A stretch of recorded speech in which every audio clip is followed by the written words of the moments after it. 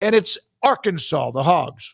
Yeah, the Razorbacks, and a pretty interesting 2025 schedule with a pretty interesting situation there, as that it's getting a little bit hot, and there's some new teams that have come in and made it a little bit of a more crowded room, and some teams they're very familiar with. Couldn't have felt good to see Texas just jump in the SEC and go soaring right away, as much as they're blood rivals with the Longhorns, but a respectable year in 2024 from Sam Pittman and Arkansas, but certainly not one that was in the record books. They finished back half of the SEC, not in the bottom rung, but back a little over the middle section there. 7-6 overall for the Razorbacks, and then finished their season with a Liberty Bowl win out in Memphis against Texas Tech to end things above 500. So I know they got a pretty good quarterback coming back. Got some pretty tough teams to face. And so let's take a look at exactly what they're facing when it comes to this 2025 schedule for the Arkansas Razorbacks. They will kick things off with a win right out of the gates against Alabama A&M on August the 30th. So that's game number 1 there for the Razorbacks. Then on September the 6th, it will be in-state Arkansas State. So 2-0 start, I think, is very much what you're looking at this point.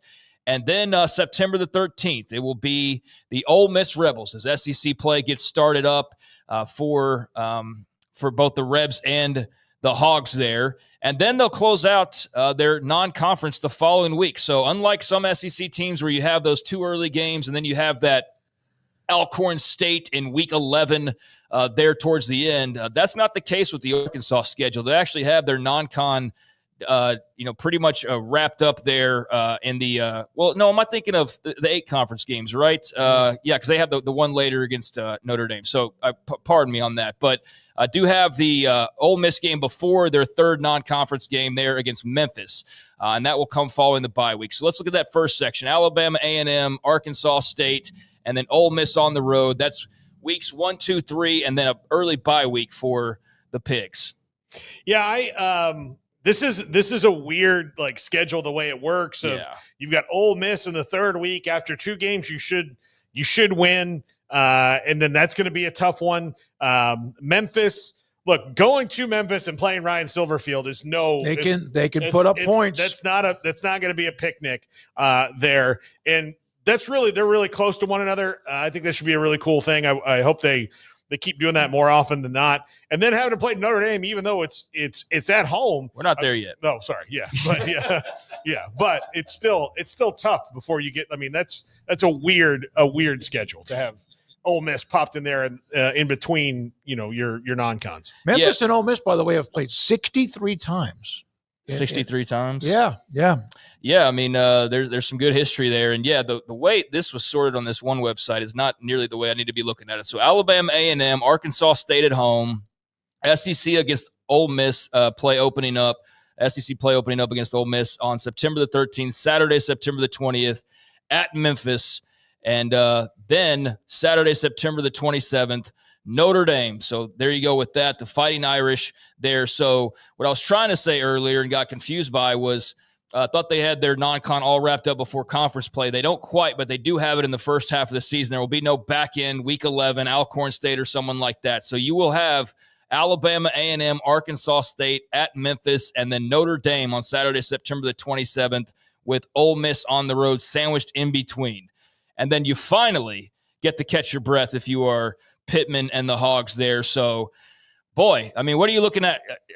I don't think you're picking them to beat Ole Miss on the road. I don't think you're picking them to beat Notre Dame. Memphis could get squirrely, like you said. Mm-hmm. So 2-3, but if you're 3-2, I think you're feeling good. And if you're any better than that, then you're feeling fantastic. And who knows, maybe this is a pretty special year, but they will be tested early, especially there in weeks 3 through 5. Then they get their first break, and they will return on Saturday, October the 11th, on the road against the Tennessee Vols, who we don't really know much about just yet because of their quarterback situation. How much NIL do you have? Yeah, exactly. I might be if the right price. But at Tennessee and the Vols, which that's going to be extremely difficult, but to what degree we don't really know because there is that big question at QB with Aguilar now. October the 18th, they will be at home against Texas A&M. Mike Elko and the Aggies. Golf Partner, the world's largest golf store network, offers more purchasing opportunities than anywhere else. With a dominant market share and a wider selection of quality secondhand golf clubs than our competitors, we make it easy for you to enjoy the game with affordable, top-quality equipment. Join us at golfpartnerusa.com and discover why we're the trusted choice for golf lovers worldwide. That's GOLFPARTNERUSA.com. Golf Partner.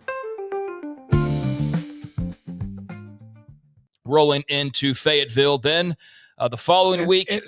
Isn't that the first time in a while they won't be in Arlington? Yeah. They've been that neutral site for a long time. Which I'm all for, the neutral site. That was a situation and an agreement that made sense for a little while, but at a certain point, it's like, let's get these teams home and home. It's like Baylor and Texas Tech. Like, that was cool for a minute, but get them home and home. You know what I think happened with it is Jerry got tired of paying for watching his team lose. Yeah, possibly. Because A&M used to win that game in the fourth quarter, it seemed like annually. And not lose, like A&M wouldn't roll in there and like blow their doors off 38-7.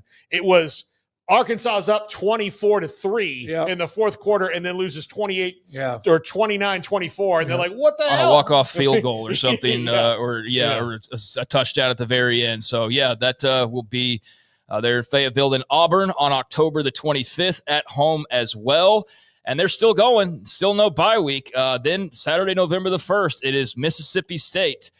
So there you go. Finally a break following that Mississippi State game. But you do have at Tennessee, Texas A&M, Auburn, and Mississippi State in that second of three phases of this schedule. One note on Notre Dame. They have never played Notre Dame. Arkansas is one of four SEC teams that have never faced the Irish: Auburn, Kentucky, Mississippi State, and Arkansas. So that's the first time. That's two. Yeah. I mean, back in the 60s and 70s, Arkansas was really good. I'm surprised they didn't meet in a bowl game or something like that. Yeah, absolutely. It's the Lou Holtz Bowl there when they played Notre Dame. But I think we'll know after that A&M game based on how front-loaded this – I mean, look, it's front-loaded and back-loaded here. It's pretty loaded, But how front-loaded it is, whether Sam Pittman's probably coming back or not.